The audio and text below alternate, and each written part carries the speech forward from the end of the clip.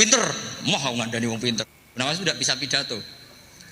Enggak bisa pidato, suatu saat dipaksa pidato sama khalifah itu. Hei para hadirin, kamu pinter apa goblok? Lah mereka pinter, mau ngandani wong pinter, terus pinter kok ngandani gitu. Akhirnya hadirin itu kan karena seneng sama Abu Nawas itu seneng. Ya sudah Abu Nawas, kalau gitu kita goblok. Aku mau mengambil wong goblok. Akhirnya terus wassalamualaikum warahmatullahi wabarakatuh. Jadi itu Abu Nawas juga bisa pidato, tapi dia tahu saja caranya menyelesaikan masalah. Jadi itu Abu Nawas. Jadi ya orangnya kacau tapi cerdas itu, makanya jadi guyonan. Sebenarnya Abu Nawas itu figur yang nyata, tapi tidak senaif yang diceritakan orang-orang di anekdot itu. Nah, beliau itu orang soleh ketika era Harun ar-Rasyid. Tapi ya tadi karena banyak cerita yang macam-macam. Ya, Abu Nawas itu, makanya ini cerita anekdot. Jadi riwayatnya agak jelas tapi lucunya jelas. Jadi, dia itu mangkel punya tetangga profesor ahli astronomi. Jadi ini aku mau iso omong kok. Abu Nawas mau pinter molak-malik omong kan masyhur itu dia cerita. Hari Senin tanggal sekian lihat Abu Nawas di alun-alun mau terbang. Orang lihat semua itu Abu Nawas itu ya sudah di podium ya hanya gitu-gitu. Kok nggak mau terbang-terbang? Ya mau itu ya tidak. Wassalamualaikum warahmatullahi wabarakatuh. Yang bilang Abu Nawas terbang siapa? Abu Nawas mau terbang. Yang namanya mau itu ya tidak.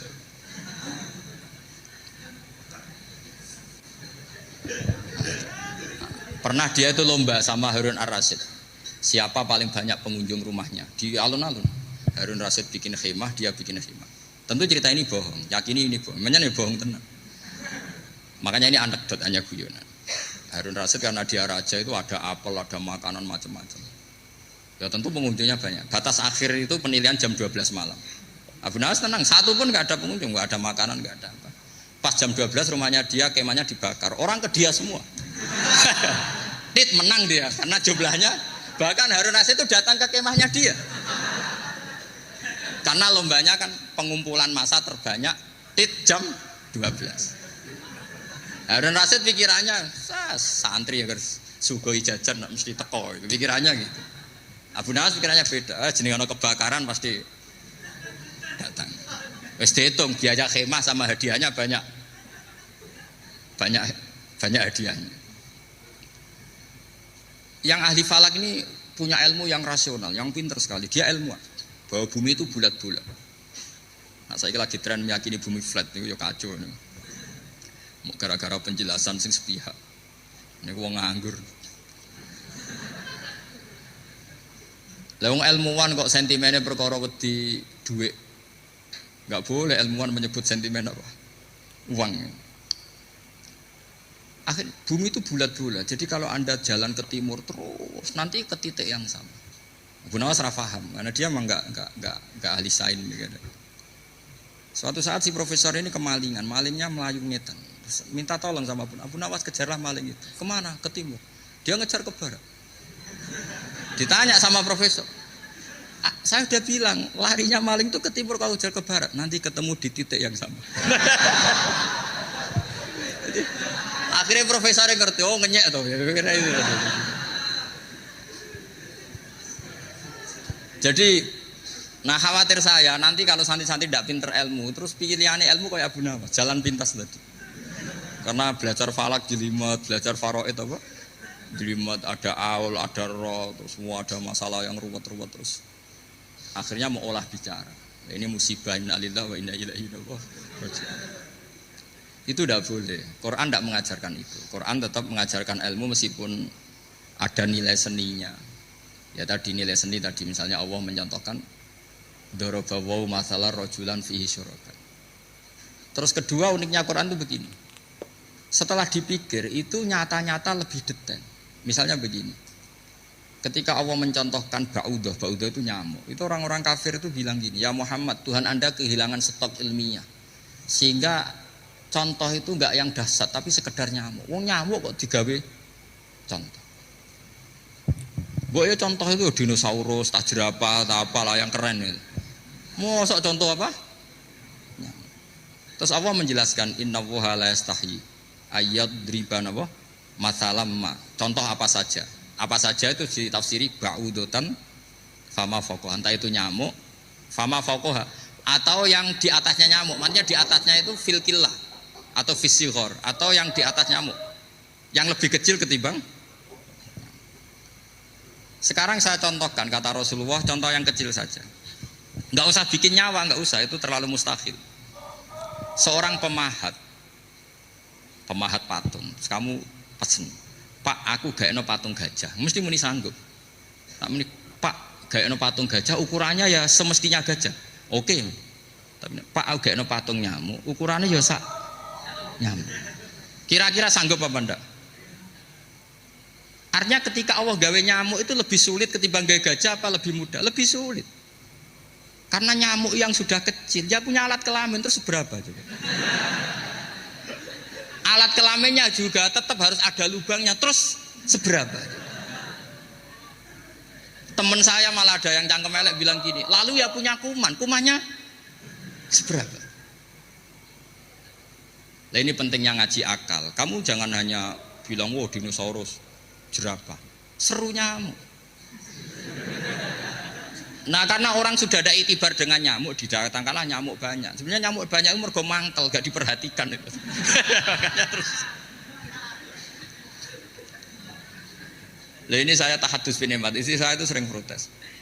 Istri saya kalau manggil saya Gus karena orang Jawa Timur. Itu sama-sama jagongan itu, saya itu tidak pati sering digigit nyamuk. Ya digigit tidak sesering sampean, itu jelas. Terus saya tanya, Gus punya doa apa, kenapa tidak pati begitu digigit nyamuk? Saya bilang, karena saya sudah tahu hikmahnya nyamuk. Jadi harusnya dia sudah tidak nyerang saya, kata saya. Gitu. Makanya ini ijazah, agak mandi salah sampean gitu. Karena tadi, logika yang terbangun gitu. Kalau Allah bikin gajah, melubangi belalai gajah itu masih masuk akal. Bahkan saat kita bikin patung masih bisa. Tapi kata tadi, nyamuk itu sudah kecil, harus punya usus, harus punya alat kelamin, harus punya telur. Telurnya juga detail lagi. Ini disebut innallaha la yastahyi ayyadriba mathalam ba'udah. Sehingga ba'udah di mata ahli tafsir, di mata ulama ini contoh yang luar biasa. Tapi di mata orang-orang yang enggak senang mikir, kok terima nyamuk itu. Makanya saya minta kangkang di sini bisa makan itu harus syukur. Makan itu luar biasa. Saya itu sering nyontohkan di Jogja. Saya punya teman sakit. Kalau nggak ada obat dari Belanda itu mati. Kalau ini nggak dapat obat bagus dari Belanda atau dari Jerman itu meninggal. Berapa bulan lagi matinya? 3 bulan. Kalau nggak sampai dapat obat mati 3 bulan. Oh masih mandi obat yang di Jogja. Apa itu makan atau minum? Kalau orang nggak minum nggak sampai 3 bulan sudah mati. Boy orang itu mikir seperti itu. Tapi kita ini kalau obat dari Jerman, dari Belanda itu hebat. Kalau enggak kita mati sebulan lagi, 3 bulan lagi. Allah bikin obat pada kita tiap hari, yaitu kita bisa makan, bisa minum. Itu kalau sekali nggak makan 5 hari bisa mati sama. Tapi kita karena ngakan itu hal yang biasa, nak duit iso utang, terus dianggap biasa. Ini kalau ulama masalah besar. Punya otak seburuk itu masalah besar bagi ulama.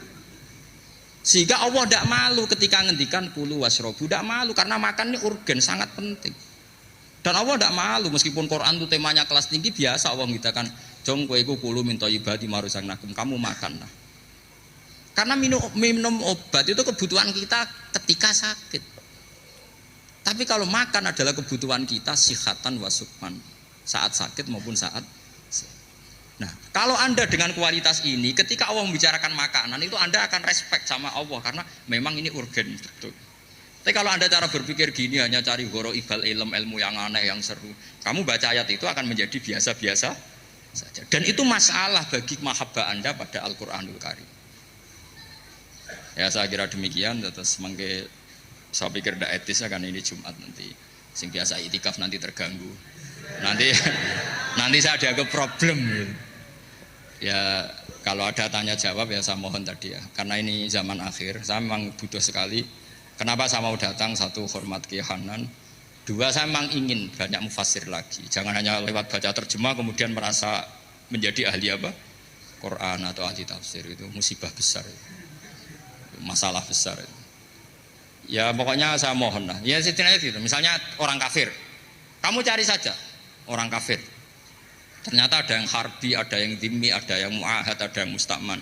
Lalu dalam tarikh ada kafir Yahudi, kafir Nasrani, kafir ahli kitab. Kalau di fikih ada kafir yang lahum kitabun, ada yang tidak lahum kitabun. Kalau yang lahum kitabun disebut ini kitabiah kholiso, yang tidak itu kan berbeda-beda di fikih. Boleh nikahnya ndak, khilu dzabihatihim atau tidak, itu kan detail sekali. Makanya saya mohon ini latihan detail.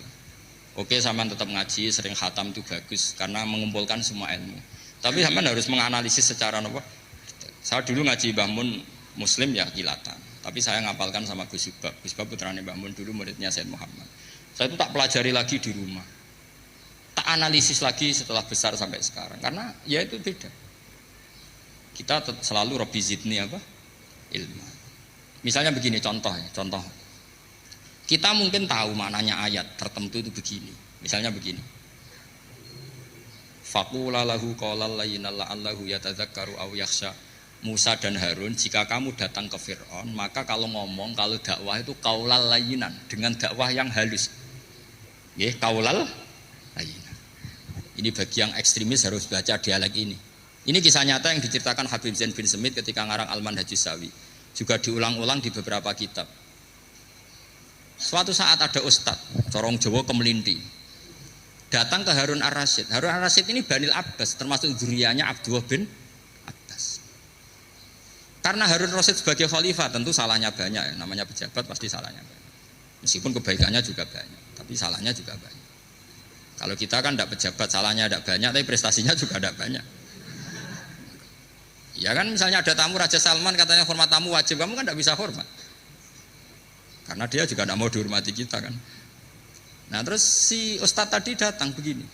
Saya itu masih hafal teksnya. Ya Amirul Mukminin, inni nasihun lak famusyaddidun alaika fala tajidanna ala nafsika fi nafsika aliyya syai'an. Saya ini mau nasihati Anda.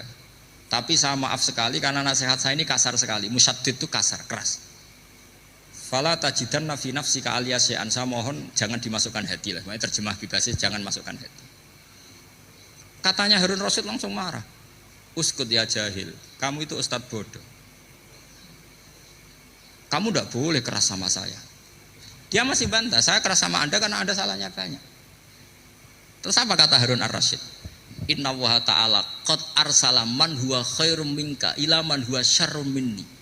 Wa ma'adzalika qala ta'ala faqula lahu qaulal layyinan. Allah mengutus orang yang jelas lebih baik ketimbang kamu, yaitu Musa dan Harun. Musa dengan ustadz ini baik mana? Tidak, sama jawab saja. Baik Nabi Musa kan? Ilaman huwa syarrun minni. Fir'aun dengan Harun Ar-Rasyid buruk mana? Buruk Fir'aun. Itu saja masih dengan etika faqula lahu qaulal layyinan. Musa dan Harun kamu harus sopan. Tidak wae Fir'aun wajib sopan, tidak wae aku ras sopan. Nah ini sudah iktibar dari terjemah netral atau terjemah yang datar. Bahwa Allah ngutus Musa dan Harun ke Fir'aun, dan Musa dan Harun diharuskan kaulal layinan. Tapi menjadi energi mafhum yang luar biasa. Nak dakwai Fir'aun wae kaulan layinan, apa maneh dakwai podo-podo mukmin. Makanya kata Harun Rasyid, uskut ya jahil. Inna wa ta'ala qad arsala man huwa khairum minka ila man huwa syarrun minni. Wa ma'adzalika qala ta'ala faqula lahu qaulal layyin.